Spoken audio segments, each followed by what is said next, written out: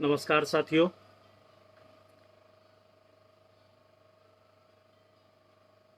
Live जनशक्ति के page पर आज हम लोग युगों का यात्री जो बाबा नागार्जुन की जीवनी है उस पर बात करेंगे। कुछ मित्र आ जाएं तो फिर हम लोग बात शुरू करें।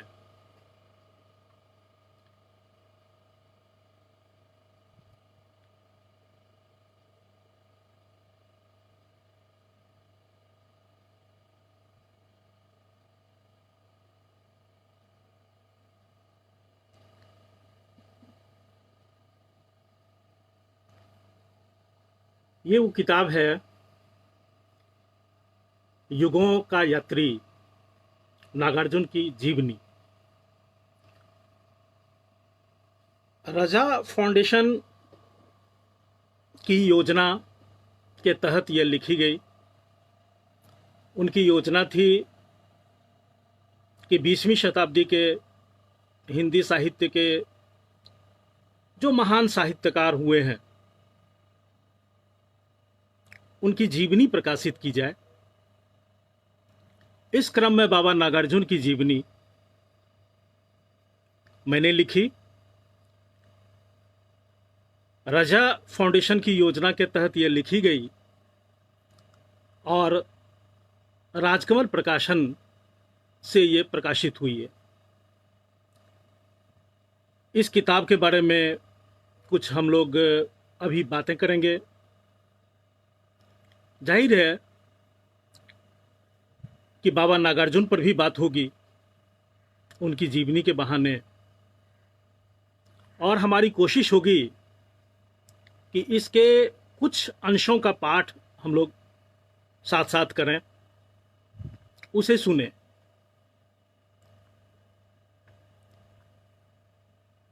यह किताब पिछले साल नवंबर में प्रकाशित हुई।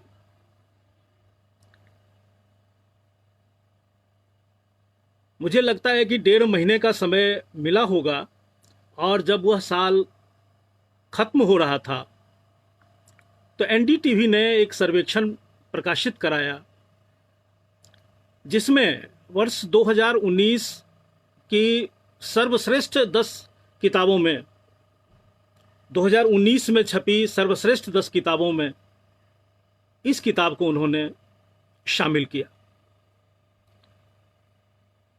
6ठा स्थान इसे मिला।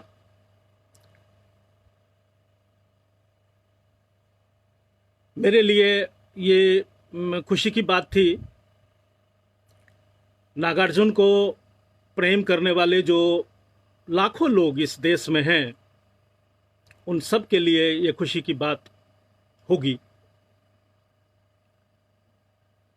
बहुत सारी प्रतिक्रियाएं इस बीच आई जैसे जैसे लोगों ने किताब पढ़ी। किताब के साथ मेरा फ़ोन नंबर, मेरा मोबाइल नंबर भी दिया हुआ था, तो बहुत सारे लोगों से, दर्जनों लोगों से मुझे बात हुई। उन्होंने अपनी भावनाएं मुझ तक पहुंचाई।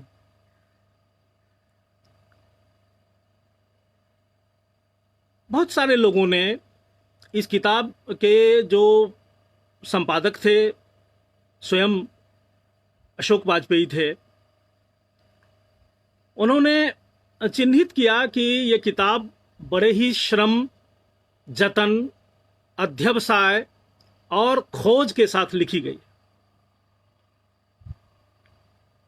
लिखे जाने को भी उन्होंने विन्यस्त किया जाना बताया। वाचस्पति जी जो बाबा नागार्जुन के साथ कम से कम 4 दशक के उनके सबसे विश्वस्त, सबसे करीबी साथी रहे, उन्होंने ये लिखा कि जो बाबा नागार्जुन को गुजरे 20 वर्ष से अधिक हो गए, उन्हें उनके साथ संगत करने वाले जो लोग हैं वो साक्षात उनकी उपस्थिति तो पाएंगे ही, और नई पीढ़ी जो आई है उनके जाने के बाद वो संपूर्ण साक्षात्कार पा सकेगी।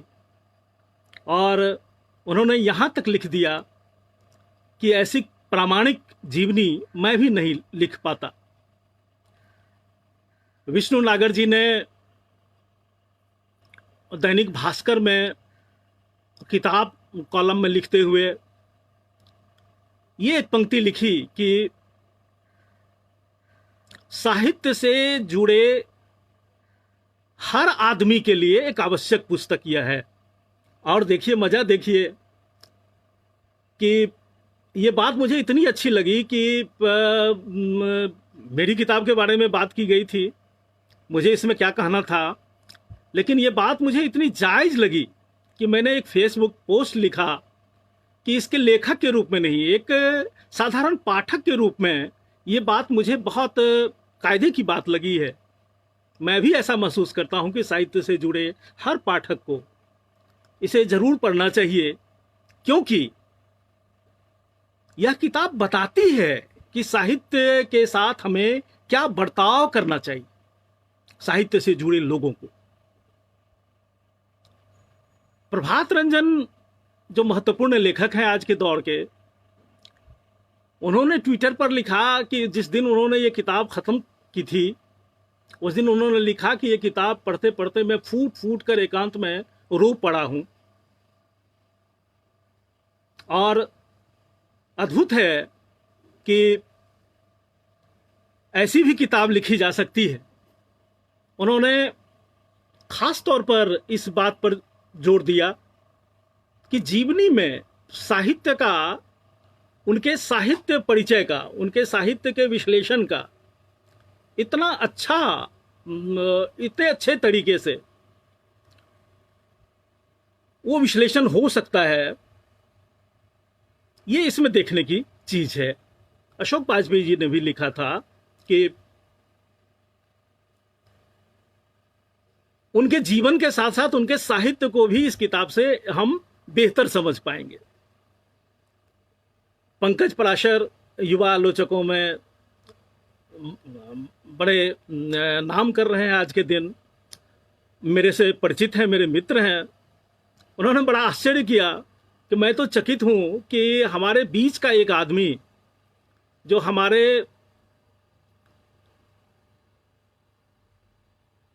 महापुरुष लेखकों से भी होड़ लेते हुए प्रतीत होते हैं, और केवल होड़ लेते हुए नहीं, कई जगह ऐसी हैं, कई जगहें हैं इस किताब में जहां पर कि उनको पार कर गए लगते हैं, प्रतीत होते हैं। उन्होंने 3 लेखकों की चर्चा की। रामविलास शर्मा, जिन्होंने निराला की जीवनी लिखी,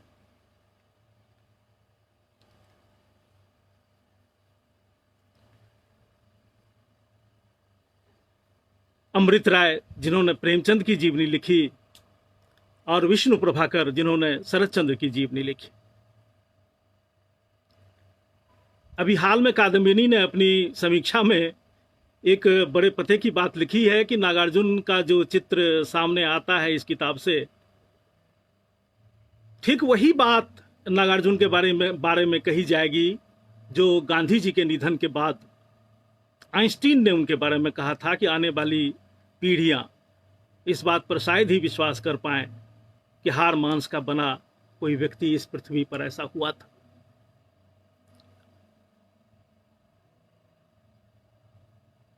प्रसंगवश अब मित्र जुट गए हैं, ये मैंने समय काटने के लिए कुछ बातें आपसे साझा की। मित्र जुट गए हैं, बड़ी बड़ी अच्छी अच्छी प्रतिक्रियाएं आ रही हैं। और एक लेखक को मैंने इस किताब की भूमिका में कहा था कि भाई, लिखना तो हर लेखक अच्छा ही चाहता है, लेकिन लिख वो वही पाता है जिसके वो लायक होता है। तो मैं किस लायक हूं ये किताब बता पाएगी, और इस किताब के बारे में मुझे अलग से कुछ भी नहीं कहना है। इतनी सारी बातें जो कही जा रही हैं इस किताब के बारे में, वो बातें दरअसल बाबा नागार्जुन के जीवन में जो विराटता थी, उस विराटता को समर्पित है। मैं समझता हूं कि उनके बारे में ये सारी बातें लागू होती हैं। मैंने तो बस केवल यह किया है कि उन्हें आज की नई पीढ़ी तक पहुंचाने की कोशिश की है, हाँ, ये बात जरूर है कि ये कोशिश कोई आसान कोशिश नहीं थी। मैं ये कह रहा था कि बाबा को गुजरे हुए 20 साल से ज्यादा हो गए। अभी 10 वर्ष पहले हम लोगों ने उनकी जन्म शताब्दी मनाई। जन्म शताब्दी के वर्षों में पूरे भारत में उस वर्ष कई बड़े लेखकों का जन्म शताब्दी वर्ष था। लेकिन लोगों ने यह महसूस किया कि नागार्जुन का जितने धूमधाम से और जितनी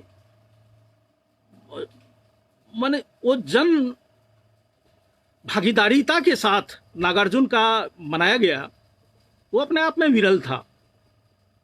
इस अवसर पर 50 लोगों ने ये इच्छा जाहिर की होगी कि नागार्जुन की एक जीवनी आनी चाहिए।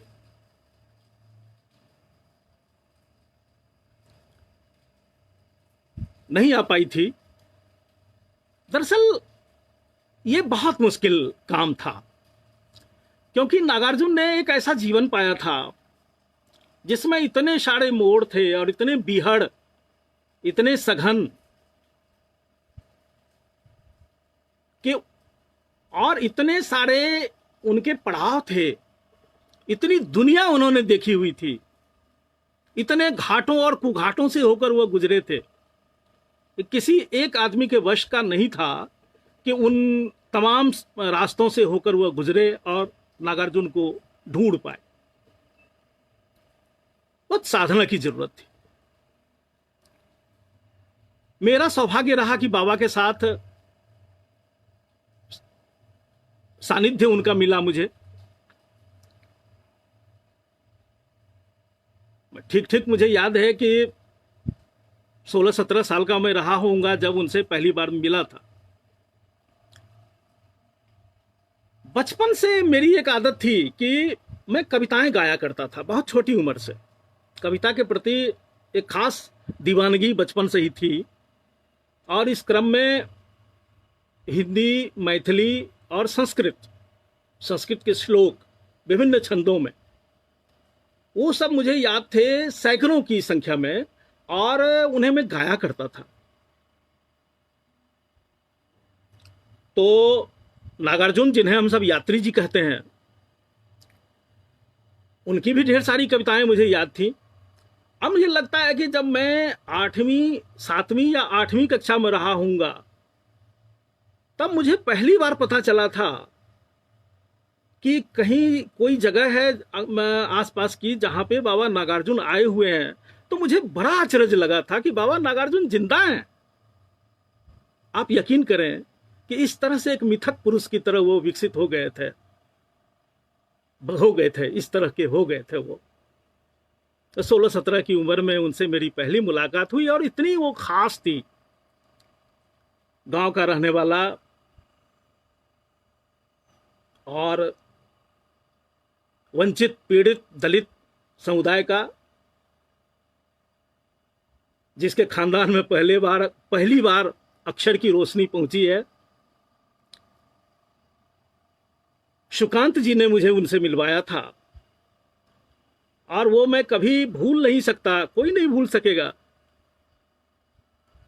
कि कॉफी हाउस में जब उनसे मेरी पहली मुलाकात हुई, देर तक सुकांत जी ने मेरा परिचय देते हुए ये कहा था कि ये तारानंद वियोगी हैं और महिषी इनका घर है।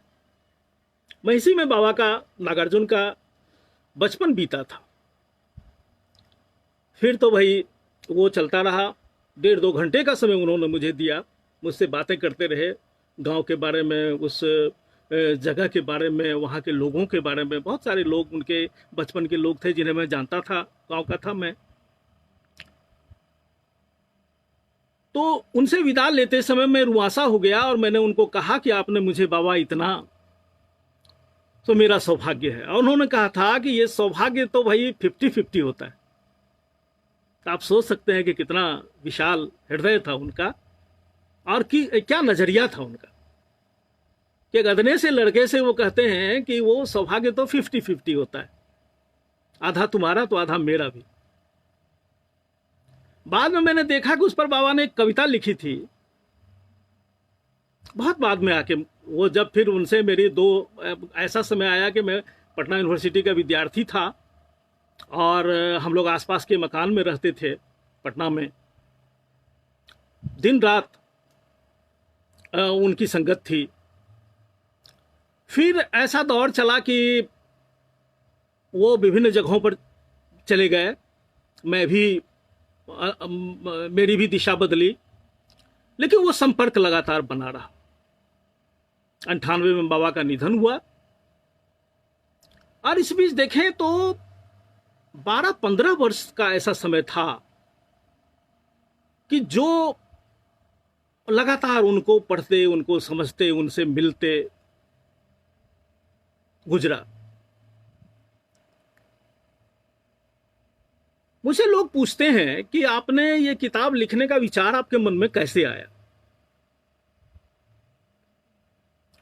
तो बहुत जटिल है इसका जवाब, लेकिन बहुत आसान सा जवाब मैं देता हूं कि भाई, लेखक को उस चीज के बारे में अपनी किताब लिखनी चाहिए जिससे उसकी जीवन भर की संगत रही हो, जीवन भर की संगत रही हो। अब जीवन भर की संगत को अगर आप परिभाषित करें तो कम से कम कुछ मोड़ आपके जीवन में आ गए हों, इतनी संगत जरूर रही हो कि इस बीच कई पड़ाव से आप गुजर चुके हैं और फिर भी वो संगत बनी हुई है। क्योंकि होता क्या है कि जीवन के विभिन्न पड़ावों में लोग मिलते हैं, छूटते हैं, नए लोग मिलते हैं, फिर छूटते हैं। तो कई पड़ावों में जो आपके साथ बने रहे, तो मुझे लगता है कि उसको जीवन भर की संगत करनी चाहिए।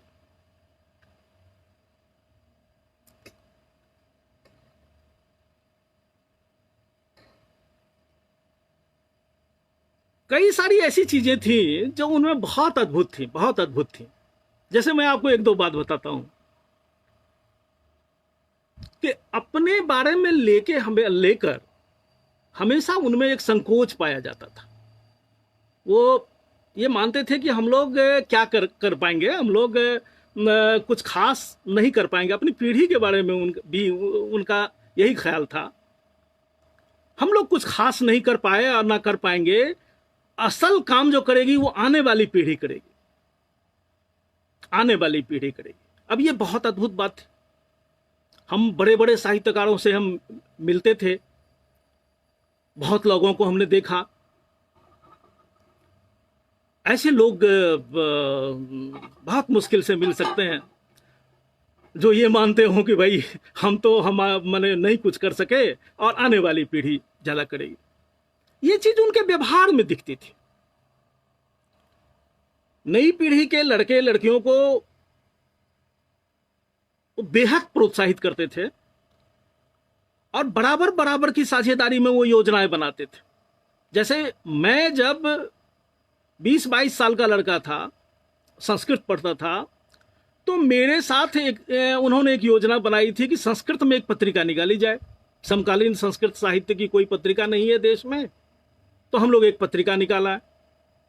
और वो पन्ना अभी भी मेरे पास है कि वो उस दिन का जो अखबार आया हुआ था, वो अखबार उन्होंने उठाया और उस पर उस पत्रिका का नामकरण संस्कार होने लगा। तो आप समझ सकते हैं ये चीज उनमें थी। जबकि सच्चाई अगर आप देखें तो कुछ और है। आप देखेंगे कि हमारे जमाने के जो बड़े बड़े कवि हैं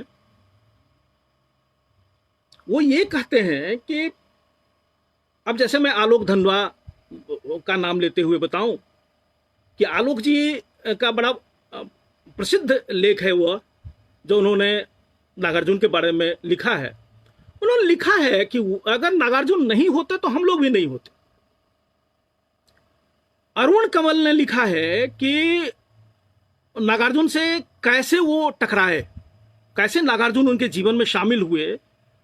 तो लिखा है कि रास्ता तलाशते हुए हम उनके पास पहुंचे थे, क्योंकि जो कविताएं हमारे चतुर्दिक थी उनमें वह जीवन नहीं था जो हमारे चतुर्दिक थी। हमारे चतुर्दिक जो संसार था, वह संसार कविताओं में प्रतिरूपित नहीं हो रहा था। वो कविताएं नदारद थी और वो कविताएं नागार्जुन के पास थी, और इस तरह से नागार्जुन के पास हम लोग पहुंचे। और विष्णु प्रभाकर ने तो बाकायदा आपत्ति की इस बात पर, इस पर आपत्ति करते हुए उन्होंने लेख लिखा कि साहब ये बात इनकी वो समझ के बाहर है कि ऐसा इनको क्यों लगता है कि हम लोग कुछ नहीं कर पाए। देखिए कि हम लोगों के जीवन में अगर कुछ हिम्मत है, कुछ साहस है और कुछ कर गुजरने का जुनून है, तो वो हमने नागार्जुन से लिया है। और इस आदमी को लगता है कि मतलब नए आने वाले जो लड़के होंगे वो करेंगे, हम लोग तो कुछ नहीं कर पाए। क्या अद्भुत बात थी उनमें।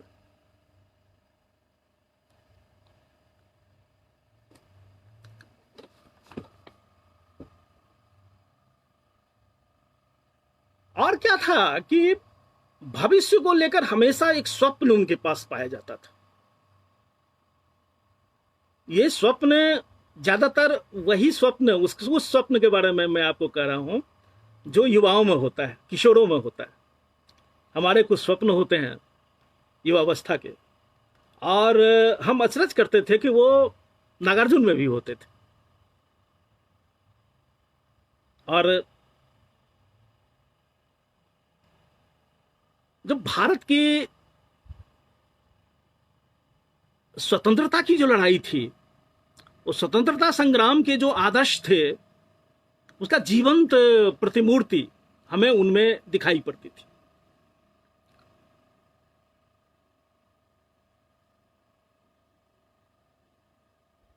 अब चूंकि स्वप्न थे, इसलिए जन आंदोलन से उनका बड़ा जुड़ाव था। उसमें कोई भी मुद्दा हो तो वो मतलब जनता की तरफ से सोचते थे। केदारनाथ सिंह ने लिखा है नागार्जुन पर कि ये खतरनाक, नागार्जुन खतरनाक ढंग से कवि है। खतरनाक ढंग से क्यों? क्योंकि जनता के साथ होकर इस तरह कविता पर उतर जाते हैं, ऐसी कविताई करने लगते हैं कि अपना मूल्यांकन खुद कठिन बना लेते हैं। अपने आप के बलिदान दे देने की हद तक वो जनता के साथ हो जाते हैं।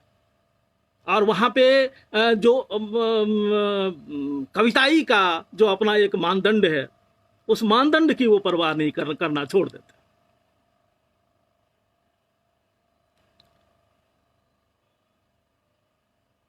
जन आंदोलन उनके मिजाज में किस तरह से शामिल था, इस पर मुझे एक घटना याद आती है कि बूढ़े थे ये, मतलब 80 साल के लगभग उनकी उम्र रही होगी, जब वह एक बड़े कार्यक्रम में देहरादून गए। उनके साथ महेश दर्पण जी थे। किसी बड़े होटल में उनके लिए कमरा बुक किया गया था। वहां पहुंचे तो मुश्किल यह थी कि होटल के कर्मचारियों ने हड़ताल कर रखी थी। उनकी कुछ मांगे थी मैनेजमेंट से, और वो तमाम लोगों ने अपना काम छोड़कर होटल के गेट पर धरना दे रखा था। ये जब वहां पहुंचे तो होटल का मालिक बड़ा घबराया कि इतने बड़े आदमी का कमरा बुक था, अब कैंसिल भी नहीं किया जा सकता, उससे परेशानी होगी।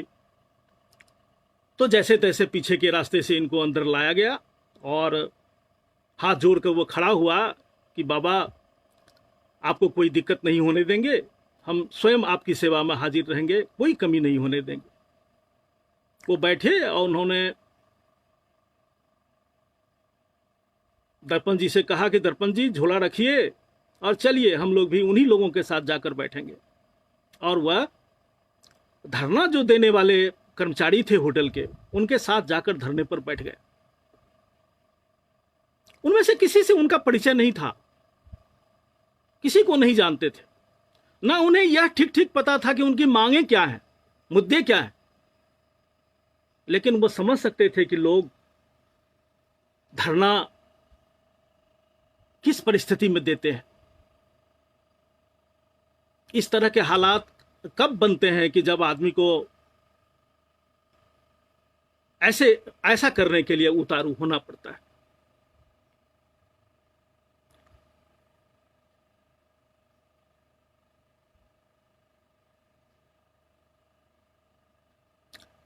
फिर क्या था कि आदमी की कदर उनके यहां बहुत थी। आप साहित्यिक हो या साहित्यिक ना हो, आप रंगकर्मी हो, आप मामूली अखबार बेचने वाले हो, आप कोई किसान हो, आप रिक्शा चलाने वाले हो, नागार्जुन से आपकी दोस्ती हो सकती थी। उनके जीवन में बहुत सारे लोग हैं, जैसे राजस्थान का एक महाशय नाम के वो चाय वाले, बड़ा स्थान था। सादतपुर में उनके दोस्त थे पंत जी, उनकी पान की दुकान थी। और उनके दोस्त थे सईद, वो नाई थे, उनकी दुकान सादतपुर में होती थी। और पंत जी का तो एक मजेदार वो वाकया है। ये सारी चीजें इस किताब में आई है।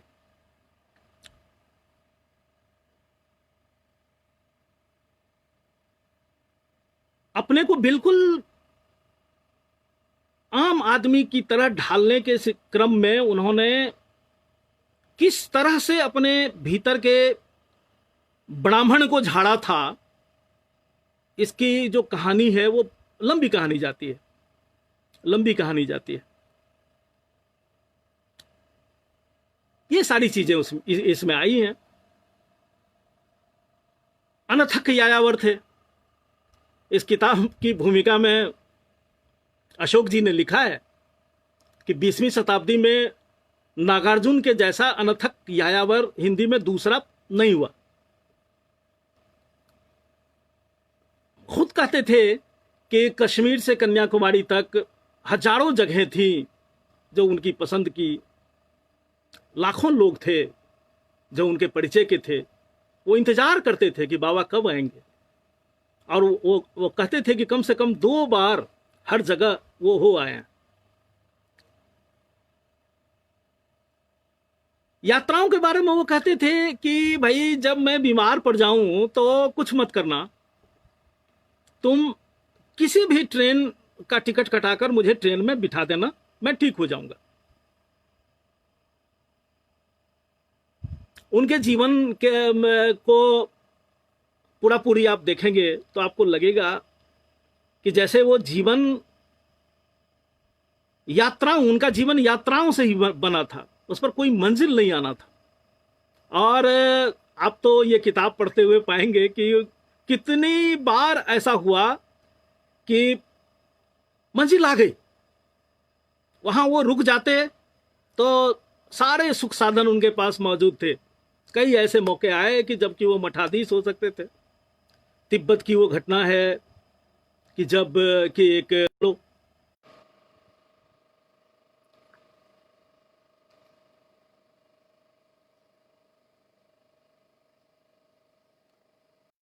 नागार्जुन कहते थे कि किसी कवि को साहस बड़ा बनाता है।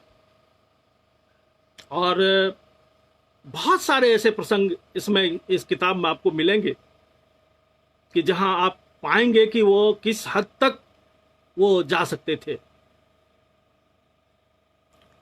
तो ये सब चीजें थी जो बहुत रुचि पैदा करती थी उनमें। लगता था कि इस तरह का आदमी जैसा कि आमतौर पर कोई होता नहीं। तो अक्सर ये सवाल मेरे मन में आता रहता था कि बाबा ऐसा कैसे बने, क्या पृष्ठभूमि रही होगी इसके पीछे, कैसे ऐसा संभव हो पाया होगा, आदि आदि। जब चीजें अविश्वसनीय लगती हैं, हैरत में डालती हैं, तो वो एक दरवाजा भी खोलती है कि आप चाहें तो आप भीतर प्रवेश करें। भीतर प्रवेश करने के पूर्व जो प्रकृति कुछ चमत्कार करती है, तो उसमें से एक चमत्कार हैरत भी है। हैरत से हम उनको देखते थे और उनके कहकहे, उनके मजाक, छोटे छोटे बच्चों के साथ उनकी मस्ती,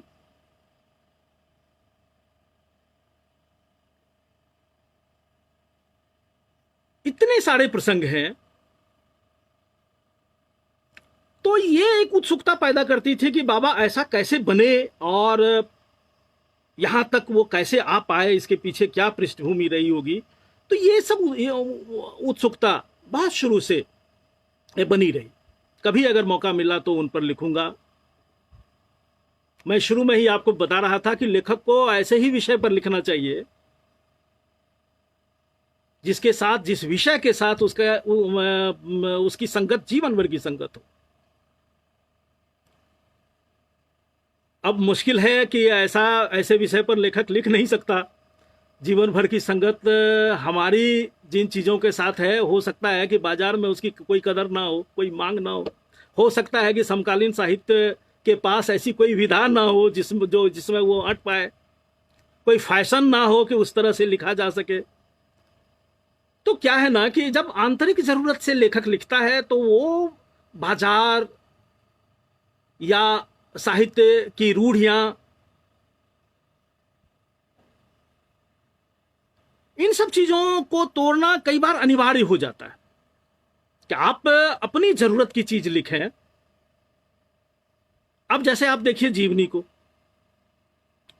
मैंने 3 जीवनी की पुस्तकों का नाम लिया शुरू में कि रामविलास शर्मा ने लिखी निराला की जीवनी, निराला की साहित्य साधना। अमृत राय ने कलम का सिपाही लिखा और विष्णु प्रभाकर ने आवारा मसीहा लिखा। ये 3 महापुरुषों की जीवनियां, लेखकों की। लेकिन इन 3 किताबों ने जो यश कमाया, जो नाम कमाया, ये उस किताब के खाते में चली गई, उस लेखक के खाते में चली गई। उस विधा को इसका कोई फायदा नहीं मिला। और आज भी आप पाएंगे कि लेखकों की जीवनी लिखने का कोई चलन नहीं है, और वो उस पर अगर आप जीवनी आप लिखेंगे तो उसको क्रिएटिव राइटिंग का दर्जा तक नहीं मिला हुआ है। तो कई बार ये करना पड़ता है कि भाई हमें कुछ नहीं, हमारे पास तो यही है, हम तो वही यही कर सकते हैं। मुझे अपनी ही एक कविता याद आ रही है कि जिसमें कि मैंने मेरी कविताओं में, मैथिली में कविता लिखता हूँ, मेरी कविताओं में जोगीलाल नाम का एक पात्र आता है, वो आम आदमी है। तो एक जगह एक पंक्ति आती है कि भाई तुम परेशान मत हो जोगीलाल, सो मैंने तुम्हारे लिए कविता नहीं लिखी है, चाहे ऐसे करके देखूं या ऐसे करके देखूं, जितनी बार जितनी तरह से देखता हूं, मुझे तो यही बार बार लगता है कि मैंने अपने लिए कविता लिखी है, तुम बेकार ही परेशान हो रहे हो। तो ऐसी ऐसी बातें हैं।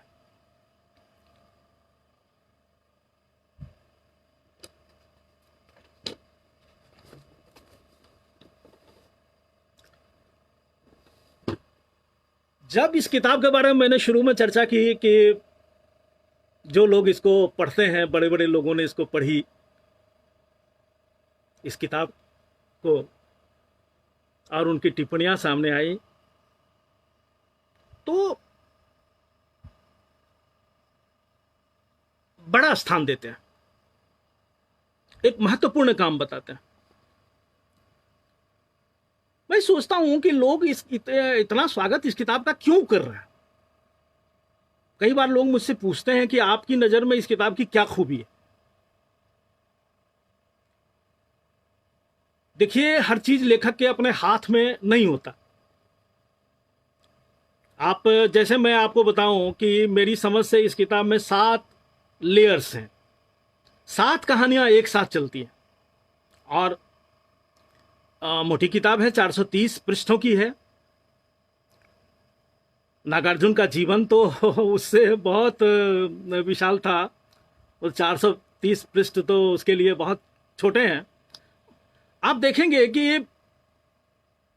एक विस्तार जो है वो बहुत बड़ा है, और शैली जो है उसकी वो संक्षेपण वाली शैली। तो लेखक कई तरीके अपनाता है कि आपको मतलब जो बातें कहनी है, जितनी जगह में कहनी है, और जो उसका अनुपात सही सही बनता है किसी चीज के लिए। मैंने आपको शुरू में बताया कि हमारे संपादक अशोक वाजपेयी ने जो ये कहा कि मतलब 4 शब्दों का प्रयोग किया कि वो श्रम, जतन, अध्यवसाय और खोज, वाकई खोज,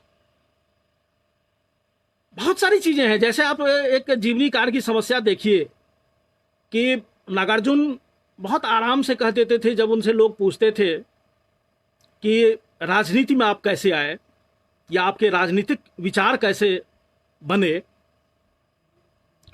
तो वो एक दो लाइन में बताते थे कि अरे हम तो वो मठ में थे, सन्यासी थे, और स्वामी सहजानंद के साथ हमारा पत्राचार होता था, तो उन्होंने बुला लिया। कई पत्र उन्होंने लिखे कि इनकी दोस्ती थी राहुल सांकृत्यायन के साथ, दोनों एक ही गुरु के शिष्य थे। इनके गुरु महास्थविर धम्मानंद थे, जो विद्यालंकार परिवेण के आचार्य थे, प्रमुख थे।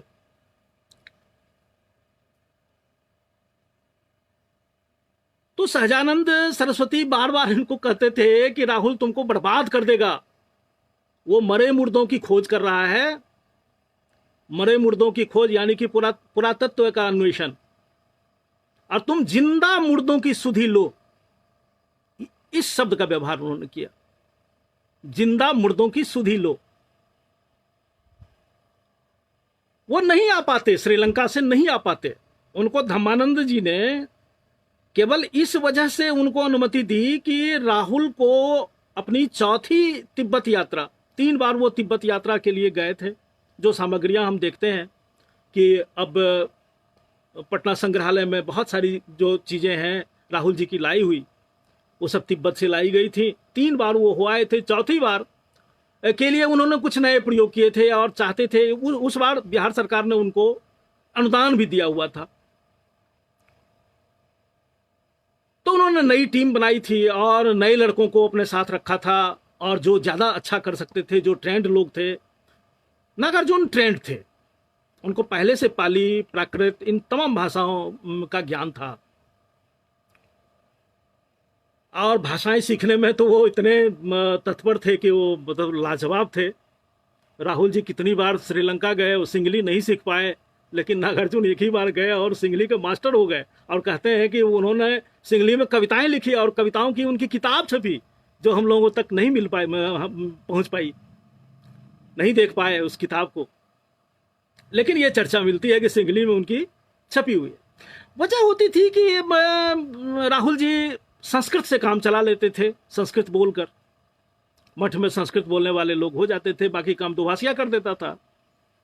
और जिस दिन नागार्जुन पहुंचे उसी दिन से टोटा कर उन्होंने सिंगली बोलना शुरू कर दिया, और बाद में तो लिखना शुरू कर दिया। तो इस तरह से ये था। तो वो राहुल जी की चौथी तिब्बत यात्रा के लिए वहां से चले थे, और उनकी तबीयत सच में खराब हो गई। कई बार लोगों को लगता है कि उन्होंने बहाना बनाया, रास्ते से लौटना पड़ा था उनको, आधे रास्ते से लौटना पड़ा था। उनके लौटने के लिए विशेष व्यवस्था की गई थी। वो सारे विवरण इसमें आए। फिर वो सहजानंद सरस्वती के साथ हो गए। तो बहुत घटना बहुल जीवन, बहुत विशाल जीवन, एक लंबी जिंदगी भी उन्होंने पाई। 87 वर्ष वो जिए, जबकि दमा 30 वर्ष की, मतलब 30-35 की उम्र में ही उनके प्रभाव में वो आ गए थे। दमे की बीमारी उनको हो गई थी। तो मैं बता रहा था कि इस किताब में 7 लेयर्स चलते हैं, 7 कहानियां एक साथ चलती हैं। एक तो नागार्जुन का जीवन, अपने बारे में खुद वो बताते थे कि भाई मैं व्यक्ति तो जरूर हूं, वरना व्यक्त कैसे होता। सही बात है कि जो व्यक्त हो वही तो व्यक्ति, लेकिन इकाई कदापि नहीं हूं। सामूहिक मन की दहाई, सैकड़ा, हजार, जो समझ लो, लेकिन इकाई तो कतई नहीं। ये उनको उनकी अपने बारे में समझ थी। और तो ऐसे आदमी की जो जीवनी होगी वो किसी एक आदमी की कहानी नहीं हो सकती। और आप मजे की बात देखेंगे कि उस किताब की शुरुआत ही ऐसे ही होती है कि नागार्जुन की जीवनी को कैसा होना चाहिए। और सच अगर पूछें तो जब अशोक जी ने अंतिम रूप से मुझे ये जिम्मेवारी दी कि आप जीवनी लिखें नागार्जुन की, और मैं इसके बारे में सोचने लगा कि यूं दूर से तो कहते हैं ना कि जांघ पर तो तबला बजाना कोई भी कर ले, लेकिन जब तबले पर बैठते हैं तो तब जाके असलियत पता चलती है। उसका क्या डिजाइन होगी इस किताब की, ये मेरे लिए एक कठिन चुनौती बनी। और बाबा जब थे तो उनसे बात होती रहती थी, तो जिनसे आपकी बात होती रही तो वो एक अपने यहाँ एक समझ है, और तर्कातीत होना कोई किसी खास की बपोती नहीं होती। तो तर्कातीत होना लोकायत में भी चिर प्रसिद्ध है, हमारी परंपरा का अंग वो रहा है। मैं उनकी समाधि पर गया और उसकी भूमिका में मैंने इसका जिक्र किया है, और मैंने दोनों हाथ उनकी उस जमीन पर टिका दिए, और जैसे उनसे बात मेरी होती थी लगभग उसी अंदाज में मैंने उनसे पूछा कि उनकी जीवनी को कैसा होना चाहिए। और उसकी भूमिका में मैंने लिखा है कि वहां पे जो भी कुछ मुझे समाधान मिला था, समाधान तो खुद मिलता है, आप एक वो माहौल बनता है। तो जो भी कुछ वहां समाधान मुझे मिला था, ये जीवनी लगभग वैसी ही है। ये और बात है कि 2-4 साल का समय अगर और मुझे मिला होता तो ये थोड़ी ज्यादा हूबहू हो सकती थी। ये वाक्य मैंने उसकी भूमिका में लिखा है। तो अब देखिए कि उनकी ये प्रवृत्ति थी कि वो जहां भी कहीं रहते थे अपने माहौल को अनिवार्य रूप से प्रभावित करते थे। आप या तो नागार्जुन के साथ हो जाएंगे या उनके विरोधी हो जाएंगे, लेकिन निरपेक्ष होकर आप उनके साथ नहीं हो सकते। नागार्जुन अगर हैं तो या तो आप आपको उनके साथ होना पड़ेगा या उनके विरोध में होना पड़ेगा। उनके विरोधियों की कमी कभी भी नहीं रही, कभी भी नहीं। और उनको गाली देने वाले लोग इतने हर जमाने में रहे, और उनके जीवन में ऐसे दौर कई बार आए जबकि उनके गांव वालों ने उनको जाति बहिष्कृत कर दिया, बांट दिया, और लोग पंचायत करने गए। कितनी बार ऐसी घटनाएं हुई। और वो झाड़ते रहे, जहां से वो पैदा हुए थे, मोटी चुटिया और जनेऊ वाले वंश से, एक एक कर वो उसको झाड़ते चले गए, और ये अंतिम तक वो उनका चलता रहा। ऐसा जो था कि आप उनकी परवाह करना आपके लिए जरूरी हो जाता था अगर वो आपकी संगत में हैं, आपके आसपास हैं। ऐसा इसलिए होता था कि वो इतिहास का हिस्सा बन जाते थे, और इतिहास का हिस्सा बन जाने की जो उनकी प्रवृत्ति थी ये बहुत दूर तक जाती थी। उन्होंने राजनीति की तो स्वामी सहजानंद और ये सुभाष चंद्र बोस के साथ की। उन्होंने साहित्य किया तो प्रेमचंद और जयशंकर प्रसाद और निराला की संगत में उन्होंने साहित्य की शुरुआत की। उन्होंने अगर बौद्ध धर्म की तरफ कदम बढ़ाया तो राहुल संकीर्तन के साथ उन्होंने कदम बढ़ाया। तो क्या होता है ना कि जैसे वो वहां से आए, एक मठ से चला हुआ भिक्षु वेश और चीवर में थे वो, तो वो जब उनसे पूछते आप कि आप राजनीति में कैसे आए, तो बस 2 लाइन में वो जवाब देते थे कि भाई स्वामी सहजानंद ने एक समर स्कूल ऑफ पॉलिटिक्स 1 महीने का स्कूल चलाया था, उसमें चीवर वस्त्र पहने सन्यासियों के वेश में हम उसमें पूरे 1 महीने तक शामिल हुए। सो तपे तपाए जो समाजवादी थे उस जमाने के, वो सब लोग वहां क्लास लिया करते थे, और वहां से हम फिर किसान सभा के काम के लिए चंपारण में चले गए। बस यहीं पर, जैसे कि वो मैंने वो 1000 mg की दवाई तो 1 कैप्सूल में बंद, वहीं पर इतिहास खत्म हो जाता था। अब आप एक जीवनीकार का संकट देखिए कि इतना बड़ा स्वतंत्रता आंदोलन, और उसके भीतर इतनी अंतर्वर्ती धाराएं, और स्वामी सहजानंद की किसान सभा के इतने सारे आयाम, और वो दौर जिस समय कि वो श्रीलंका से लौटकर भारत में आए, वो किसान आंदोलन के चरम का दौर था। उसमें 1 महीने भर चले हुए एक स्कूल की क्या हैसियत हो सकती थी। लेकिन भाई हमारे लिए तो वो सर्वस्व है, क्योंकि वहीं से नागार्जुन का निर्माण होता है। तो खोजबीन करने पर किसी भी किताब में कुछ भी उसके बारे में लिखा हुआ, वो स्कूल क्या था, किसने चलाया था, तो स्वामी सहजानंद को वो उन्होंने अपना राजनीतिक गुरु वो मानते थे, और उनका तो नाम लिया कि भाई उन्होंने ये स्कूल चलाया था। लेकिन बाकी चीज़ें उसके बारे में जब खोजबीन की जाए तो कुछ भी कहीं नहीं मिलता था। कई वॉल्यूम्स में लिखे गए हैं बिहार के स्वतंत्रता आंदोलन का इतिहास, लेकिन उसमें एक वाक्य नहीं उस स्कूल के बारे में। सही बात है, इतना बड़ा स्वतंत्रता संग्राम, और उसमें उसकी अंतर्वर्ती धाराएं, और उसमें एक क्या औकात। जबकि वो एक ऐसा दौर था कि जब राजनीतिक प्रशिक्षण जनता का एक बहुत महत्वपूर्ण हैसियत रखता था। बात को तो सारी चीजें किस दिशा में गई, तो वो भी एक धारा इसमें आती है। तो अनिवार्य रूप से ये है कि वो इतिहास के किसान आंदोलन में गए। फिर ये जब स्वामी सहजानंद का जो संबंध सुभाष चंद्र बोस के साथ था, नागार्जुन ने एक शब्द दिया है कि दोनों एकात्म थे। तो सुभाष बोस जब आए, उनका बिहार दौरा हुआ, तो सहजानंद ने नागार्जुन को उनके साथ लगा दिया कि तुम इनके साथ रहो, और वो बिहार भर में जहां जहां उनकी मीटिंगें हुई सभी में वो शामिल रहे। तो इस तरह से एक उनकी सोहबत उनको मिली।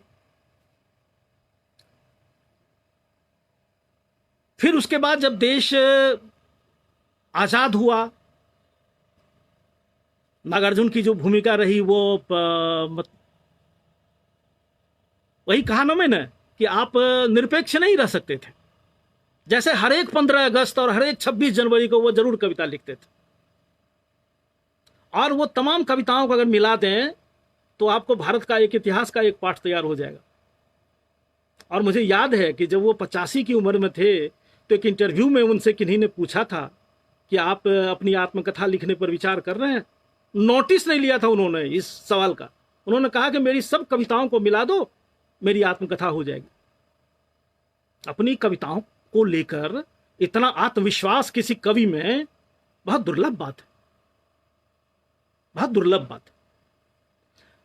तो मैं ये बता रहा था कि कई सारे लेयर्स जो साथ साथ चलते रहते हैं, उसमें तो एक तो नागार्जुन का अपना जीवन है, फिर इतिहास है। इस किताब पर जब चर्चा आप कहें कि सही मायने में कहें तो लोकार्पण जो पटना पुस्तक मेले में हो रहा था, अनीश अंकुर भाई थे उसमें, और अशोक महेश्वरी जी वो किताब स्वयं लेकर आए थे दिल्ली से। और पटना पुस्तक मेले में जब हम लोग जुटे, तो उसमें बोलते हुए मुझे याद आता है कि त्रिपुरारी शरण जी ने एक मजे की बात कही थी। उस समय वो पढ़ रहे थे, मुझे लगता है कि आधी किताब शायद उन्होंने पढ़ी थी, आधी बाकी थी। उन्होंने कहा कि भाई नई पीढ़ी के लिए तो मैं कहूँगा ना कि अगर इस किताब को पढ़ ले तो उसको और अलग से किसी इतिहास पढ़ने की जरूरत नहीं पड़ेगी। 100 वर्ष का इतिहास इसमें है। ठीक यही बात आप देखें कि जो हमारा समाज, हमारा हिंदी समाज या हमारा मैथिल समाज आज जहां पहुंचा है, यहां कैसे पहुंचा यहां तक, इसकी एक कहानी इस किताब में आपको मिलेगी। यहां तक पहुंचने की कहानी, कहां से चला था और कहां पहुंचा, ये एक कहानी उसके साथ साथ चलती रहती है। हिंदी साहित्य की कहानी चलती है।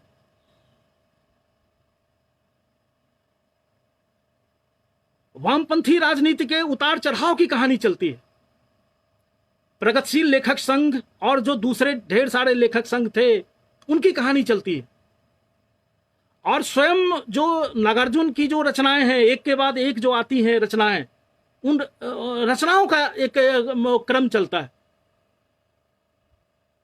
मुझे कभी कभी सच में बड़ा आश्चर्य लगता है कि कहीं से मैं इस लायक अपने को नहीं मानता कि किसी नागार्जुन जैसे किसी बड़े साहित्यकार की रचना का मूल्यांकन करने की हिम्मत मैं कर पाऊं।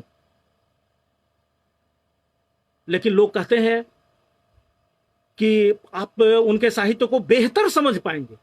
अशोक वाजपेयी ने कहा है, विष्णु नागर ने कहा है, बेहतर समझ पाएंगे। जबकि दूसरी तरफ आप ये देखें कि नागार्जुन के बारे में जो किताबें अब तक लिखी गई हैं उनके जीवन पर या उनके कृतित्व पर, 150 किताबें तो मैंने देखी हैं, मैंने पढ़ी हैं। 150 किताबें एक व्यक्ति पर, और भी होंगी। और विश्वविद्यालय में कितने सैकड़े शोध हुए उन पर, तो उसकी अलग कहानी है। इतने तरह से लोगों ने उनके साहित्य को समझने की कोशिश की, लेकिन बड़े लोग कह रहे हैं कि आप इस किताब से उनके साहित्य को बेहतर समझ पाएंगे। दरअसल ये क्या है? ये है कि जब सारे लेयर्स साथ चलते रहते हैं तब जाके आपको कोई माने वो पता मिलता है कि किस चीज के पीछे क्या है या किसके बाद क्या हुआ, और वहां पे और बहुत कुछ कहने की जरूरत नहीं रह जाती। खुद ब खुद वो दृश्यावलियां अपनी बात कह देती हैं।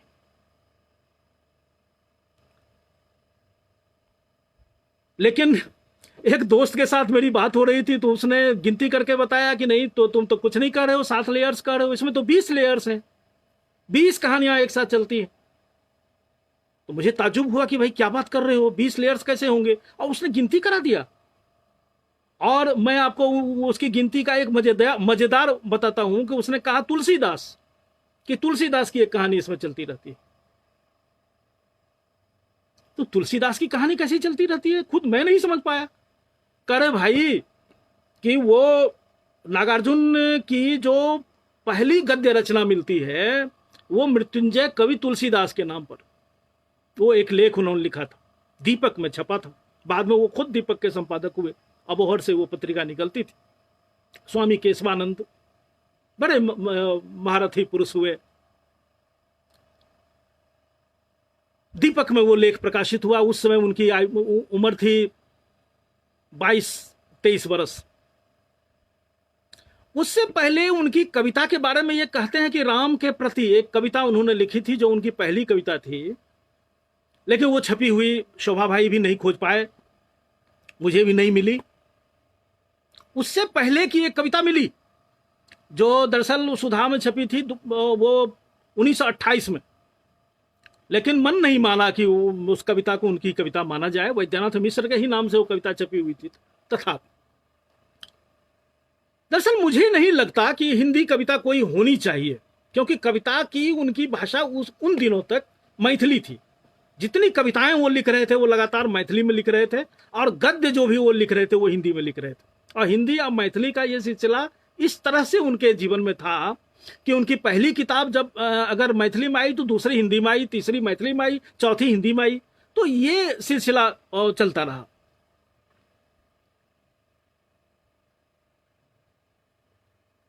तो पहला लेख जो उनका था मृत्युंजय कवि तुलसीदास, उसमें वो गदगद हैं ये देखकर कि आम लोगों में तुलसीदास कितने लोकप्रिय हैं, तुलसीदास से आम लोगों को कितनी हिम्मत मिलती है, किस तरह से अपने समाधान तुलसीदास में पाते हैं। अंग्रेजों का वो जमाना है, अंग्रेजों के शोषण से सीडित है पूरा समाज। वहीं बुक सेलर वगैरह आते हैं, रिक्शे वाले आते हैं, ठेले वाले आते हैं।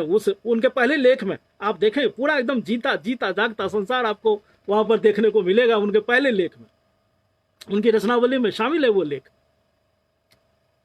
तुलसीदास से उनकी यात्रा शुरू होती है। बड़ी तारीफ की है उन्होंने तुलसीदास की। लेकिन आप देखें कि उसके लगभग 25 साल बाद जब रामचरितमानस की वो 400वीं वर्षगांठ मनाई गई तो सरकार ने बड़े धूमधाम से मनाया। उस पर एक लेख लिखा नागार्जुन ने, उसका भी इसमें जिक्र आया, अपनी जगह पर आया। क्या होता है ना कि किसी महापुरुष ने कहा है कि अगर आपको तीसरे अध्याय में तो तलवार से किसी का माने आपको ये दृश्य दिखाना है कि तलवार से किसी ने किसी को काट दिया, तो पहले दृश्य में आप तलवार को लटकता हुआ दिखाएं।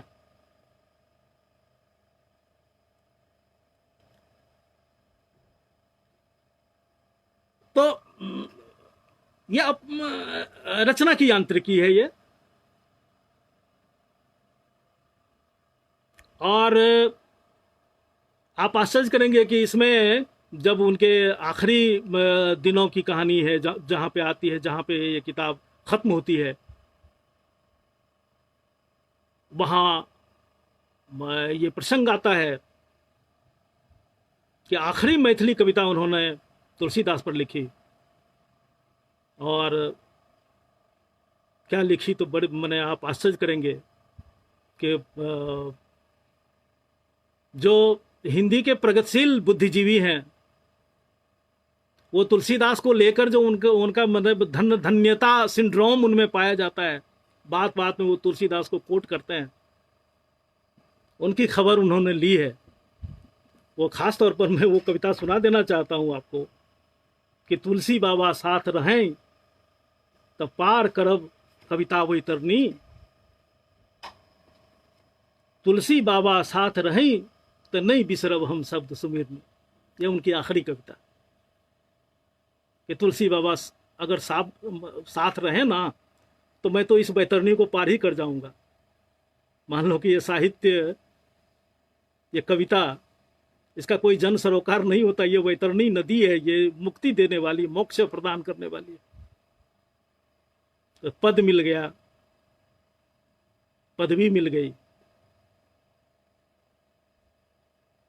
सुख समृद्धि मिल गई, और क्या चाहिए, पुरस्कार मिल गए, और क्या चाहिए।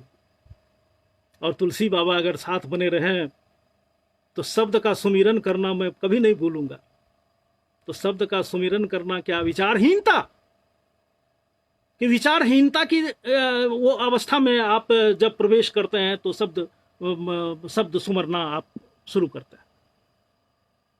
यूं तो शंकराचार्य अद्वैत वेदांत के व्यक्ति हैं, कहते हैं कि उन्होंने भारतीय दर्शन को बड़ी ऊंचाई दी, लेकिन जब आप देखेंगे कि उन्होंने जो ब्रह्म को माना तो ब्रह्म के ज्ञान को माना कि भाई वो तो शब्दात्मक है, ज्ञानात्मक नहीं है, शब्दात्मक है। गुरु से प्राप्त आपको मंत्र जाप करने से वो आपको सिद्धि मिलेगी। विचारहीनता की स्थिति। और वो थे, उस जगह तक वो पहुंचे हुए थे कि जबकि उन आखिरी वर्षों में, जबकि अब 1-1.5 वर्ष के बाद उनको चले जाना है दुनिया से, उन दिनों की ये कविता की आग उनमें मौजूद थी। तो ये सारे कारण रहे कि मैंने ये किताब लिखी। और ये किताब लिखते हुए मैंने फेसबुक पर भी एक दिन लिखा, जब मैंने ये किताब रिलीज हुई थी, तो लिखा कि जीवन की कृतार्थता ही समझता हूं कि इसे मैं पूरा कर पाया। क्योंकि जैसे जिस संकट की मैं आपको बात कर रहा था कि बस एक लाइन वो बताते थे वो समर स्कूल ऑफ पॉलिटिक्स के बारे में, और कहीं कुछ नहीं मिलता था, और उसको छान मारने के लिए जब अब देखिए कि अब दिमाग लगाया कि साहब उसके बारे में, तो जब ये क्रांतिकारी किसान आंदोलन में शामिल थे ये लोग, अशांति के दिन थे ब्रिटिश सत्ता के लिए हुए, तो उन्होंने तो जासूस जरूर छोड़े होंगे, खुफिया की नज़र तो जरूर रही होगी। इस अनुमान पर जो अभिलेखागारों में जाकर पुराने कागजातों की छानबीन करते हुए किसान आंदोलन के दौर से, अब तो वो बहुत सारी चीज़ें छप भी गई हैं, या जो नहीं छपी हैं तो वो लोग उपलब्ध भी करा देते हैं डिजिटली, या फिर वो पढ़ने के लिए।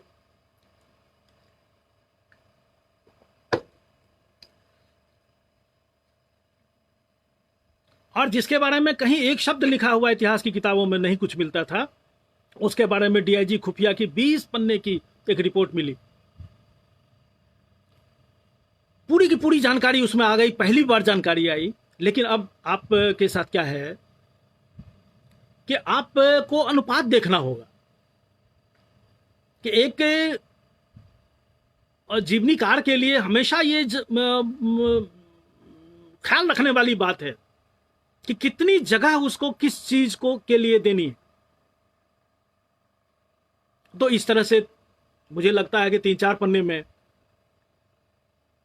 वो बात इसमें आई है। और ऐसे ढेर सारे ऐसे प्रसंग हैं कि जिसके बारे में कि पहले हमें कुछ नहीं पता था। मैंने बहुत ढूंढ ढांड के और बहुत बीहर स्रोतों से उन चीज़ों को उपलब्ध करने की कोशिश की गई, जबकि मेरी ये पूरी कोशिश शुरू से ही थी कि मौखिक स्रोत पर मुझे नहीं जाना है, वरना वो तो खुद मेरे पास हजारों चीज़ें थीं जो इस किताब में नहीं आई हैं। इस किताब में केवल वो चीज़ें आई हैं जिनके साक्ष्य।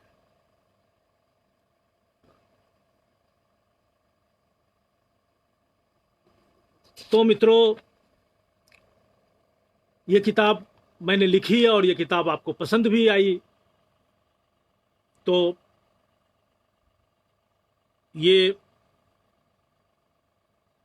मेरी कृतार्थता है। मेरी ये इच्छा थी कि किताब के कुछ अंश का मैं पाठ भी करूं।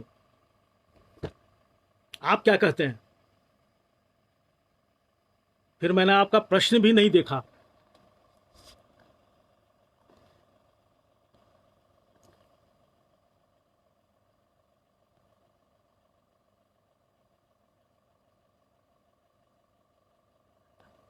गजेंद्र शर्मा जी ने पूछा है कि राहुल जी के संबंध में तो ये बात कही जाती रही है कि वो लगभग 30 भाषाओं के जानकार थे। सही में थे, मगर सिंहली के जानकार नहीं थे।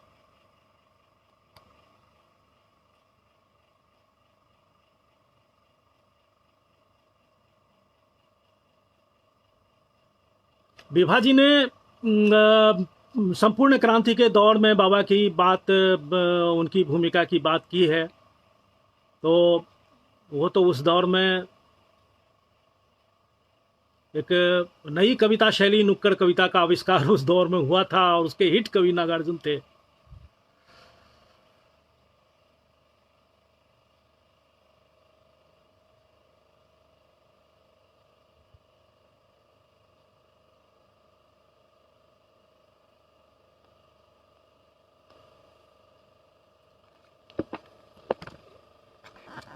मैं थोड़े से अंश सुनाता हूँ।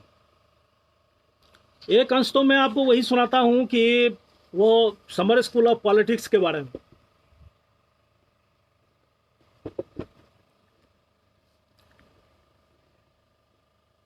फिर देख लें कि जितना भी समय रहेगा, वो 3 अंश मैंने चुन के रखा है, छोटे छोटे अंश। नागार्जुन बताते थे सन 1938 में श्रीलंका से वापस आने पर अपने राजनीतिक गुरु, विख्यात किसान नेता स्वामी सहजानंद के साथ मैं समर स्कूल ऑफ पॉलिटिक्स के क्लास में शामिल हुआ। वहां समूचे भारत के तपे तपाए और सिद्धांतवादी, सोशलिस्ट, कम्युनिस्ट और कांग्रेसी टाइप के प्रखर राष्ट्रवादी, समाजवादी नेता क्लास लिया करते थे। मैं बौद्ध साधु भिक्षु नागार्जुन की भूमिका में शिक्षण शिविर में आरंभ से अंत तक लगभग 30 दिन रहा। बस जो मैंने शुरू में कहा कि बस यही उनका मिलता है। इस स्कूल के बारे में इतिहास या राजनीति की किताबों में कुछ खास विवरण नहीं मिलता, क्योंकि इतने विशाल भारतीय राष्ट्रीय आंदोलन में इस मास भर चले स्कूल की भला क्या औकात हो सकती है। लेकिन नागार्जुन की निर्मित में इसका बड़ा महत्व है, क्योंकि यही वह पहला अवसर था जब वह राजनीति की सीधी कार्रवाई में शामिल हुए और उनके राजनीतिक आदर्श निर्मित हुए। राष्ट्रीय आंदोलन के दिनों में राजनीतिक कार्यकर्ताओं के प्रशिक्षण पर बड़ा जोर रहता था। यह स्कूल भी ऐसा ही एक प्रशिक्षण शिविर था। इसके आयोजक किशोरी प्रसन्न सिन्हा थे और जयप्रकाश नारायण ने प्राचार्य की भूमिका निभाई थी। शिविर मार्च अप्रैल में ही चौड़म गया में आयोजित होना था, लेकिन उद्घाटक जवाहरलाल नेहरू और प्राचार्य जेपी की अन्यान्य व्यस्तताओं के कारण नहीं हो सका था, जो अब 18 मई से 19 जून के बीच सोनपुर में हो रहा था। इस आयोजन पर सरकार के खुफिया विभाग की पैनी नजर थी। स्कूल समापन के बाद 24 जून 1938 को खुफिया विभाग ने जो रिपोर्ट मुख्य सचिव को भेजी थी, उससे कई बातों का पता चलता है। स्कूल परिसर का निर्माण सोनपुर मेला मैदान के एक भाग में वर्गाकार किया गया था। चारों ओर फूस के झोंपड़े थे, बीच में मैदान था। क्लासरूम और छात्रावास के अलावा अस्पताल, वाचनालय, सोशलिस्ट कांग्रेस का कार्यालय आदि भी निर्धारित था। बीच के मैदान का नामकरण शहीद चंद्रशेखर आजाद के नाम पर और मुख्य द्वार शहीद वैकुंठ शुक्ल के नाम पर किया गया था, जिन्हें अभी हाल में लाहौर षड्यंत्र के गद्दार फणी घोष की हत्या के जुर्म में फांसी दी गई थी। प्रतिभागिता के लिए 400 आवेदन पत्र आए थे, जिनमें से 200 को क्रांतिकारी पात्रता के आधार पर चयनित किया गया था। अंग्रेजी ज्ञान के आधार पर पहले तो प्रतिभागियों के 2 वर्ग बनाए गए थे, फिर उन्हें छोटी छोटी टुकड़ियों में बांटा गया था, जिनके कप्तान, उप कप्तान निर्धारित थे। नियमित क्लास के अतिरिक्त गुप्त मीटिंगें भी होती थीं, जहां खुफिया का सूत्र बाधित था। छात्रों के लिए रूटीन तो निर्धारित था ही, इसका भी प्रावधान था कि एक निश्चित समय वे क्षेत्र भ्रमण पर निकलेंगे और किसानों से संपर्क कर क्रांति की जमीन तैयार करेंगे। वे जनता में उत्साह पैदा करते कि जल्द ही देश में क्रांति होगी, अंग्रेज भागेंगे और जमींदारों का शोषण सदा के लिए समाप्त होगा। वे जनता से सहायता भी प्राप्त करते थे। खुफिया ने लिखा है कि डिस्ट्रिक्ट बोर्ड के प्रशासन ने भी स्कूल की सहायता की थी और जनता ने तो हर संभव सहयोग किया था। स्कूल का उद्घाटन आचार्य नरेंद्र देव ने किया था। इस अवसर पर सरकार के उत्पाद मंत्री जगलाल चौधरी भी उपस्थित हुए थे। स्वामी सहजानंद के अतिरिक्त Sajjad Zaheer, M.R. Masani, doctor Ahmad, professor Mukut Bihari लाल थे। स्कूल में पढ़ाई के विषय निर्धारित थे और शिक्षकों की घोषणा भी पहले ही कर दी गई थी। पाठ्यक्रम के विषय थे समाजशास्त्र, इतिहास, राजनीति, अर्थशास्त्र और समाजवाद। विशिष्ट विषय थे कांग्रेस का इतिहास, किसान आंदोलन, मजदूर आंदोलन और वॉलंटियर संगठन। समाजवाद के पाठ्यक्रम में इसका इतिहास, विचारधारा, साम्राज्यवाद से संघर्ष, मार्क्सवाद, लेनिनवाद, कम्युनिस्ट मैनिफेस्टो आदि के साथ गांधीवाद और समाजवाद का तुलनात्मक अध्ययन आदि थे। किसान और मजदूर आंदोलन के अंतर्गत कार्रवाई के सिद्धांत खास तौर पर जोड़े गए थे। मिलिट्री ट्रेनिंग भी पाठ्यक्रम में रखा गया था।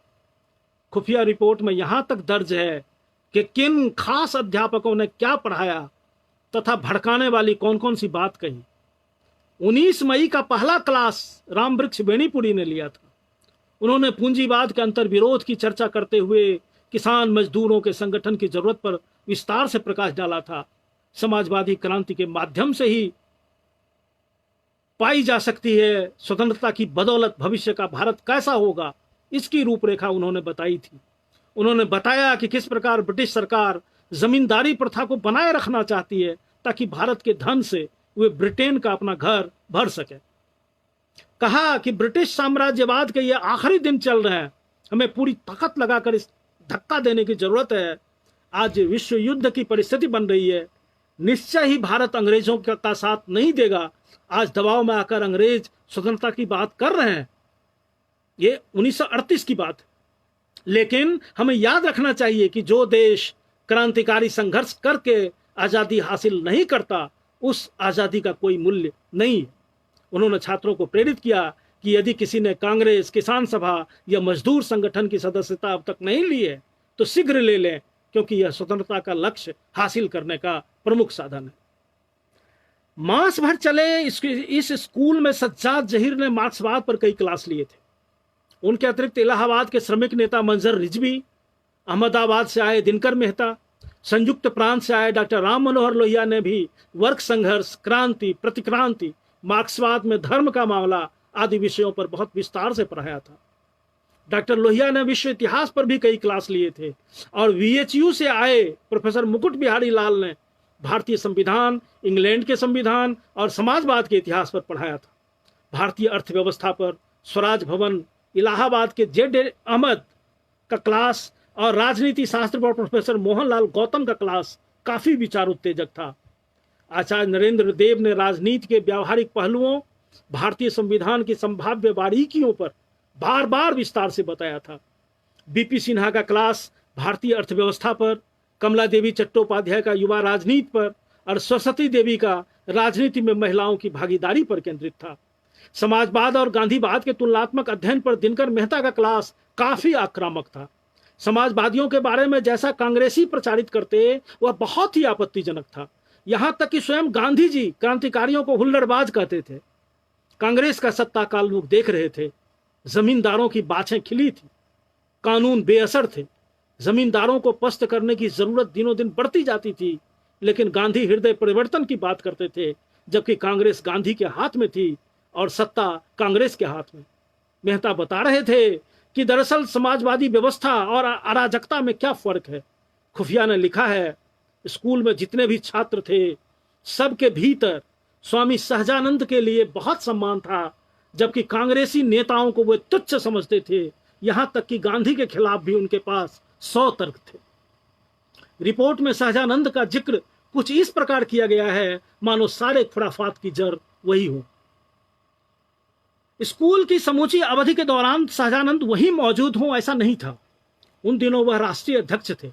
कई जगहों पर इस बीच उन्हें जाना पड़ा, लेकिन समापन के दिन अवश्य उपस्थित हुए। समापन क्लास को धन्यवाद गोष्ठी के रूप में मनाया गया था छात्रों की ओर से। इसकी अध्यक्षता छात्रों में से एक योगेंद्र शुक्ल ने की थी। वह भगत सिंह की टीम के सदस्य थे जिन्हें काले पानी की सजा हुई थी। बदली परिस्थिति के दबाव बस उन्हें पहले तो ब्रिटिश सरकार ने हजारीबाग जेल ट्रांसफर किया था, फिर एक बड़े राजनीतिक घटनाक्रम के बाद उन्हें अभी हाल में रिहा किया गया था। यह घटनाक्रम बहुत मशहूर है। जेल से छूटने के बाद यह उनकी पहली सार्वजनिक उपस्थिति थी। दीक्षांत भाषणकर्ता के रूप में सभी वरिष्ठ बोले थे, लेकिन खुफिया ने खास तौर पर आयोजक किशोरी प्रसन्न सिन्हा का जिक्र किया है। उन्होंने आगे की रणनीति बताई थी और छात्रों को टास्क दिया था। सबसे पहले तो वे जमींदारों के विरुद्ध नो टैक्स कैंपेन चलाने वाले थे। इसमें यदि जमींदार हिंसा पर उतारू होते तो इसका जवाब प्रबलतर हिंसा से दिया जाना था। हर छात्र का जिम्मा था कि वे अपने इलाके के उन परिवारों से संपर्क करें जिनके बेटे ब्रिटिश फौज में हैं। वे उन्हें बताएं कि ब्रिटिश सरकार असल में कर क्या रही है और उन्हें राजी करें कि उनके फौजी बेटे ब्रिटिश सरकार के लिए नहीं बल्कि देश के लिए ब्रिटिश और जमींदारों के विरुद्ध लड़ें। उन्होंने योजना रखी कि डेहरी हाजीपुर के बीच गंडक पुल को उड़ा दें। इससे यह होगा कि जब उत्तर बिहार में क्रांति होगी ब्रिटिश सेना वहां नहीं पहुंच पाएगी। स्वामी सहजानंद को यह कहते हुए उद्धृत किया गया है कि हमारा लक्ष्य समाजवादी स्वराज की स्थापना है और इस प्रसंग में हिंसा अहिंसा की बात बिल्कुल बेमानी है। मूल बात यह है कि हमें जमींदारों के विरुद्ध निर्णायक लड़ाई छेड़ देनी है, जो लोग लड़ रहे हैं उनका सहयोग करते हुए। खुफिया ने रिपोर्ट के समापन में लिखा है, स्कूल के दौरान जो भी लेक्चर हुए सारे छात्रों पर अचूक असर करने वाले थे। छात्र पूरे उन्मादी होकर यहां से निकले हैं। चारों ओर सनसनी फैली हुई है। आम लोगों को पक्का यकीन है कि बिहार में अब एक बड़ी क्रांति होने वाली है, जो मुख्यतः जमींदारों और किसानों के बीच होगी। एक प्रसंग और सुनाता हूं, वो गांधी जी की हत्या से संबंधित है। गांधी जी की हत्या पर नागार्जुन ने 2 कविताएं लिखी। तर्पण हत्या के अगले रोज 31 जनवरी 48 को लिखी गई थी। दूसरी शपथ उनके श्राद्ध कर्म के दिन। इन कविताओं को उनके जीवन प्रसंग में बड़ा महत्व है, क्योंकि इन्हीं की वजह से वह आजादी के बाद स्वतंत्र भारत में पहली बार जेल भेजे गए थे। तर्पण कविता की शुरुआत उन्होंने यहीं से की थी कि हे पिता, कल जिस बर्बर ने तुम्हारा खून किया वह मराठा हिंदू और मूर्ख और पागल नहीं है। नागार्जुन ने पहली ही पंक्ति में सरकार को धो डाला था, क्योंकि सरकार हत्यारे को ऐसा ही बता रही थी। आकाशवाणी से लगातार प्रसारण चल रहा था। हत्यारा यदि यह सब नहीं था तो फिर क्या था? नागार्जुन पूरा पता जानते थे। वह प्रहरी है स्थिर स्वार्थों का, वह जागरूक, वह सावधान। जैसे स्थिर चित्त या स्थित प्रज्ञ होते हैं, उसी जोड़ी का शब्द है स्थिर स्वार्थ। जिन्हें न देश से मतलब है न जनता से, वे अपनी स्वार्थ साधना में ही एकाग्र हैं। अपनी सुरक्षा के लिए उन्होंने प्रहरी रखे हैं, जागरूक और सावधान प्रहरी। वह वही प्रहरी था। कविता में आगे वह वर्गपति और उनके इन तुच्छ प्रहरियों को साथ मिला देते हैं। हिरण्यकशिपु से रावण से लेकर और महाराहु तक के सारे ब्राह्मण शास्त्रीय मिथक उठा लाते हैं एक उस बर्बर का जाति भेद मालूम करने के लिए जो कि वो असल में है, यानी मानवता का महाशत्रु। जो कहते हैं उनको पागल, वे झोंक रहे हैं धूल हमारी आंखों में। वह नहीं चाहते परम क्षुब्ध जनता घर से बाहर निकले, हो जाएं ध्वस्त इन संप्रदायवादी दैत्यों के विकट खो। वह नहीं चाहते पिता तुम्हारा श्राद्ध ओ। जनता की आंखों में धूल कौन झोंक रहा था? कौन नहीं चाहता था कि गांधी जी का श्राद्ध हो? पटेल नहीं चाहते थे, नेहरू नहीं चाहते थे, अर्थात सरकार नहीं चाहती थी। सरकार ही देश है, देश नहीं चाहता था। कविता के आरंभ में जिसे पिता कहा, पिता तो इसलिए कहा कि वह राष्ट्रपिता थे। आगे वह उन्हें वृद्ध पितामह कहते हैं। पितरों की परंपरा में जो जितना पूर्ववर्ती हो उतना ही श्रद्धेय माना जाता है, क्योंकि उसका आलोक ज्यादा दूर तक, ज्यादा पीढ़ियों में फैल चुका होता है। एक ही जीवन में गांधी ने यह हैसियत हासिल कर ली थी। वह कहते हैं, हे वृद्ध पितामह, तिल जल से तर्पण करके हम तुम्हें नहीं ठग सकते हैं, यह अपने को ठगना होगा। यहां राजनीति के पार जाकर गांधी को समझने की विनम्रता है। यह चीज नागार्जुन में थी। अपनी कविताओं में उन्होंने कभी गांधी की दुर्दशा नहीं की। यहां गोडसे के हिंदुत्व और गांधी के हिंदू धर्म के प्रकारता भेद पर भी प्रकाश है। फिर वह अपनी परंपरा में गांधी के लिए जगह बनाने की श्रद्धा भी है। गांधी की कुछ ऐसी भी विरासतें भी थीं जो उनके लिए भी उतनी ही महत्वपूर्ण थीं, जो प्रकट तौर पर गांधी के विरोधी थे। उनके लिए तिल जल दे देने से बात खत्म नहीं होती थी। आगे की पंक्ति थी, शैतान आएगा रह रह हमको भरमाने, अब खाल ओढ़ कर तेरी सत्य अहिंसा का। शैतान आएगा रह रह हमको भरमाने, अब खाल ओढ़ कर तेरी सत्य अहिंसा का। शैतान कौन? मजे की बात थी कि उसी रोज के अपने रेडियो प्रसारण में उप प्रधानमंत्री सह गृह मंत्री पटेल ने देश की जनता से अपील की थी कि महात्मा जी के द्वारा दिए गए प्रेम और अहिंसा के संदेशों को ग्रहण करें।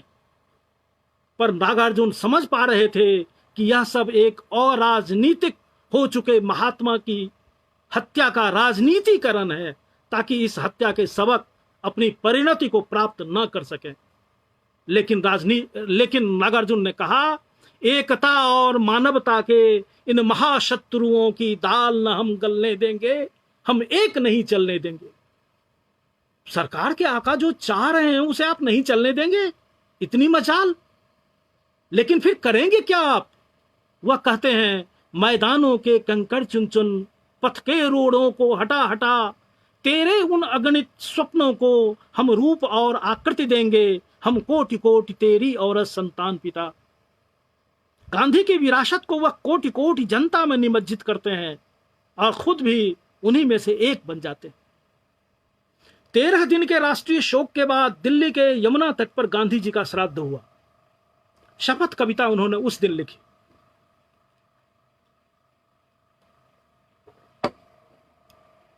इसमें तो उन्होंने साफ लिखा कि क्या करते थे दिल्ली में बैठे पटेल सरदार, जिसके घर में कोई घुसकर साधु को दे मार, उस गृहपति को धिक्कार।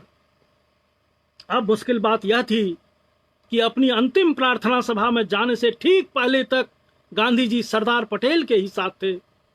उस दिन प्रार्थना सभा पहुंचने में उन्हें देर भी इसी कारण से हुई थी। पटेल और नेहरू की जो अंदर अंदर लड़ाई चल रही थी, उसी को सुलझाने में गांधी लगे थे। अब सरकार कह रही थी कि लोग शांत रहें और सरकार को अपना काम करने दें, लेकिन क्रुद्ध क्षुब्ध प्रज्वलित देश के कोटि कोटि कंठों से निश्चित सुन सुनकर आक्रोश, भगवा ध्वजधारी दैत्यों के उड़े जा रहे होश, यह स्थिति थी। इस कविता में उन्होंने गांधी जी के आखिरी पलों का एक चित्र भी दिया था। 3-3 गोलियां, बाप रे, मुंह से कितना खून गिरा है, महामौन यह पिता तुम्हारा, रह रह मुझे कुरेद रहा है। कुरेद रहा था कि गांधी को तो आखिरी दिनों में सबने छोड़ दिया था, कोई उनकी सुनता न था, किसी के लिए वह प्रासंगिक भी नहीं रह गए थे, मतलब इन लोगों के लिए। गांधी भी किसी से कुछ अपेक्षा नहीं करते थे, न अब ज्यादा दिन जीना चाहते थे। एकमात्र कोशिश थी कि जब तक जीवित हैं कुछ अच्छा करते रहे। ऐसे आदमी को कहीं इस तरह मारा जाता है? नागार्जुन समझ पा रहे थे कि इस हत्याकांड को एक महागठबंधन बनाकर ही अंजाम दिया जा सका है। वह यह भी देख पा रहे थे कि इन क्रूर कुटिलमति चाणक्यों का हृदय नहीं परिवर्तित होगा। अभी कुछ ही महीने पहले आजादी के दिन जो कविता उन्होंने लिखी थी, क्या सपने थे उसमें। मध्य रात्रि के अपने संबोधन में जवाहरलाल नेहरू ने जो सपने देखे थे, लगभग सारे वही सपने नागार्जुन ने अपनी कविता में देखे थे। जनता का सत्य और सत्ता का सत्य उस दिन मिलकर एक हो गया था, लेकिन इन्हीं थोड़े दिनों में वे सारे सपने चकनाचूर हुए। शपथ कविता के अंत में नागार्जुन ने संकल्प लिया, हिटलर के ये पुत्र पौत्र जब तक निर्मूल न होंगे, हिंदू मुस्लिम सिख फासिस्टों से न हमारी मातृभूमि यह जब तक खाली होगी, संप्रदायवादियों के विकट खोह जब तक खंडहर न बनेंगे, तब तक मैं इनके खिलाफ लिखता जाऊंगा, लौह लेखनी कभी विराम न लेगी। अशोक कुमार मंडल ने लिखा है, आम दिनों में जनशक्ति 2500 से 5000 प्रतियां बिकती थी। गांधी हत्याकांड के बाद इसकी बिक्री 8000 पर पहुंच गई। मतलब ये कविताएं जनशक्ति में छपी थी। गांधी हत्याकांड के बाद इसकी बिक्री 8000 पर पहुंच गई। जितने लोगों ने अखबार खरीदा उससे कई गुना ज्यादा लोगों तक यह कविता पहुंची। इस कविता में जो स्टैंड लिया गया था वही अखबार का स्टैंड बन गया। फिर हत्याकांड वाली कविताओं की पुस्तिका शपथ छपकर आ गई, दूर दराज तक वह पहुंच गई। जहां तक नागार्जुन के संकल्प का प्रश्न है, उनकी लौह लेखनी ने कभी सच में विराम नहीं लिया।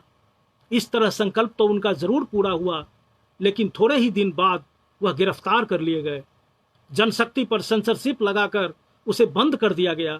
संपादक गंगाधर दास बताते थे, मैं उस समय प्रेस में ही था। एक बारगी 12 बजे रात के बाद चारों तरफ से पुलिस ने प्रेस को घेर लिया और पार्टी सदस्यों को गिरफ्तार करने लगी। पार्टी सदस्यों के 1/4 भाग को किसी न किसी बहाने जेल भेज दिया गया। इंद्रदीप सिन्हा ने वाजिब प्रश्न उठाया था कि कम्युनिस्टों का इस प्रकार दमन करके और गांधी जी की हत्या करने वाले आरएसएस के 1800 सदस्यों को जेल से रिहा करके कांग्रेसी सरकार न जाने किस प्रजातंत्र की रक्षा कर रही थी। लेकिन मुख्यमंत्री डॉक्टर श्री कृष्ण सिंह का तर्क अलग था।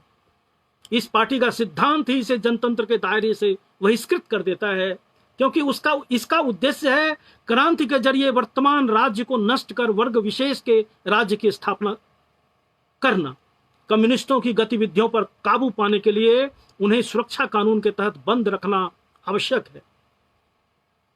नागार्जुन की इस बार की जेल यात्रा, यह तीसरी जेल यात्रा थी उनकी।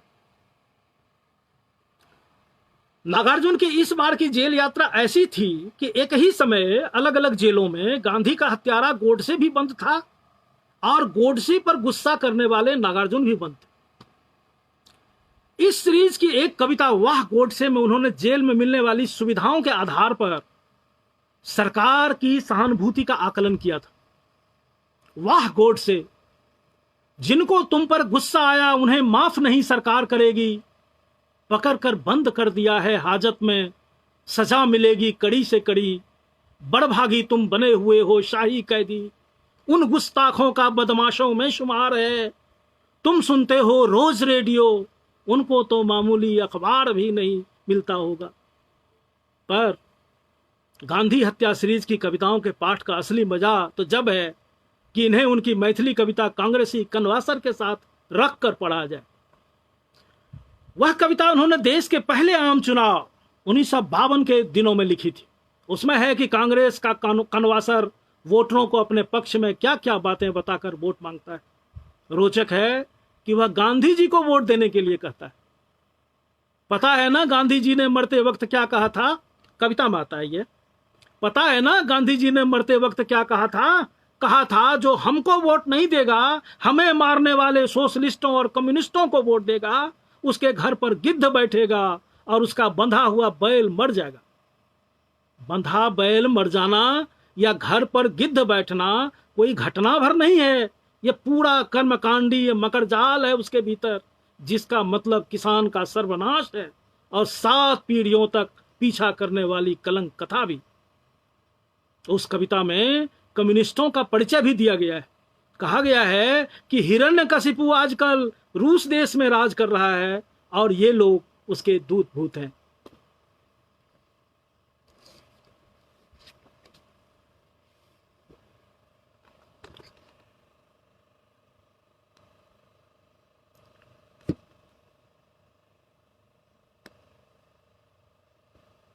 मेरा ख्याल है कि अब हमें समाप्त करना चाहिए। जो साथी इस मौके पे हमारे साथ बने रहे या जो साथी आगे इसको सुनेंगे, उन सब के लिए मेरी शुभकामनाएं, मेरा आभार। आज की संगत मुझे अच्छी लगी। मेरा ख्याल है कि आप लोगों को भी अच्छा लगा होगा। धन्यवाद।